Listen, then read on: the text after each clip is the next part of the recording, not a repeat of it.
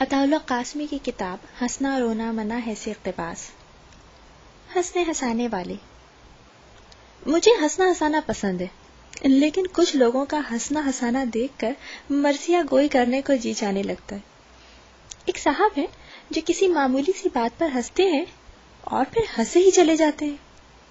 ان کا مخاطب انتظار کرتا ہے کہ ان کی ہنسی ختم ہو تو وہ بات آگے بڑھائے، لیکن ان کے آدھے جملے پر یہ صاحب ہنسنا پھر سے شروع کر دیتے ہیں اور اتنا ہنستے ہیں کہ ان کی آنکھوں سے پانی بہنے لگتا ہے، جس پر وہ دھوتی کا پلو اتنا اوپر اٹھا کر آنکھ صاف کرتے ہیں کہ دوسرے ہنسنا شروع کر دیتے ہیں۔ ایک اور صاحب کو میں جانتا ہوں جو قسطوں میں ہنستے ہیں۔ آپ سمجھتے ہیں کہ شاید وہ ہنس چکے ہیں، لیکن ایک جھٹکے کی کیفیت کے ساتھ وہ دوبارہ ہنسنا شروع کر دیتے ہیں۔ چنانچہ مخاطب کی بات جاری رکھنے کے لیے پوچھنا پڑتا ہے کہ بھائی صاحب، اگر آپ ہنسنے سے مکمل طور پر فارغ ہو چکے ہوں تو براہ کرم مطلع فرمائیں تاکہ گفتگو کا باقی حصہ بھی پیش خدمت کیا جا سکے۔ ایک صاحب کے ہنسنے رونے کا ایک اور انداز ہے، یعنی وہ جس لے میں ہنستے ہیں اسی لے میں روتے ہیں۔ پہچان اس لیے بھی مشکل ہو جاتی ہے کہ دونوں صورتوں میں ان کی آنکھوں سے پانی بہنے لگتا ہے۔ کئی دفعہ بے تکلف دوستوں کی محفل قیقاع میں رونے پر انہیں ٹھاپے پڑ چکی ہیں اور کئی جنازوں میں ہنسنے پر ان کی پٹائی ہو چکی ہے۔ ان کی مظلومیت کا یہ عالم ہے کہ ایسے موقع پر وہ لاکھ وضاحت کریں، ان کی کوئی نہیں سنتا۔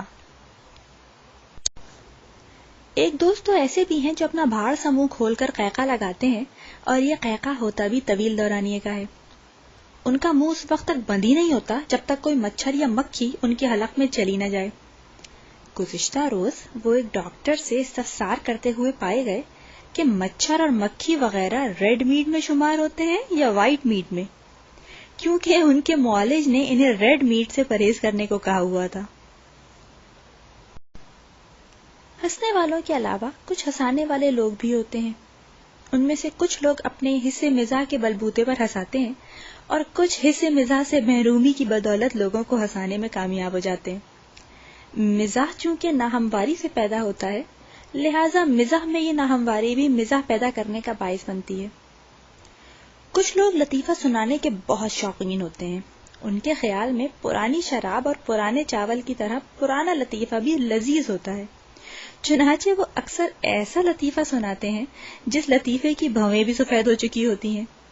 مہذب سے مہذب شخص کو بھی ایسا لطیفہ پورا سننے کے آخر میں اپنے مہذب ہونے کا ثبوت دینے کے لیے دل پر پتھر رکھ کر ہنسنے کی اداکاری کرنا پڑتی ہے۔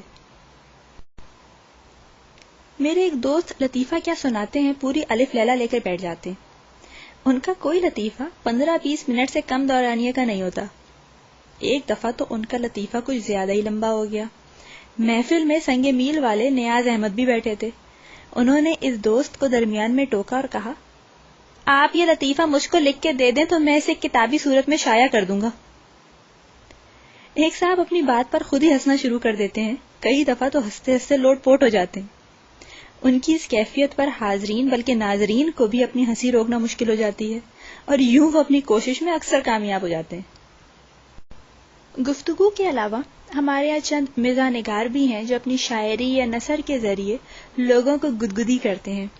پطرس بخاری، ابن انشا، شفیق الرحمان، کرنل محمد خان، سید محمد جعفری، دلاور فگار اور سید ضمیر جعفری تو فوت ہو گئے۔ نثر کی بزرگ نسل میں باقی صرف مشتاق احمد یوسفی ہیں، جنہیں دنیا کے بڑے مزاح نگاروں کے مقابل رکھا جا سکتا ہے۔ انہیں اگر کوئی مات دے سکتا ہے تو وہ اردو اور انگریزی اخباروں کے چند اداریہ نگار ہیں جن کی تحریریں بظاہر سنجیدگی کے زمرے میں آتی ہیں، لیکن در حقیقت وہ مخولیہ تحریریں ہیں۔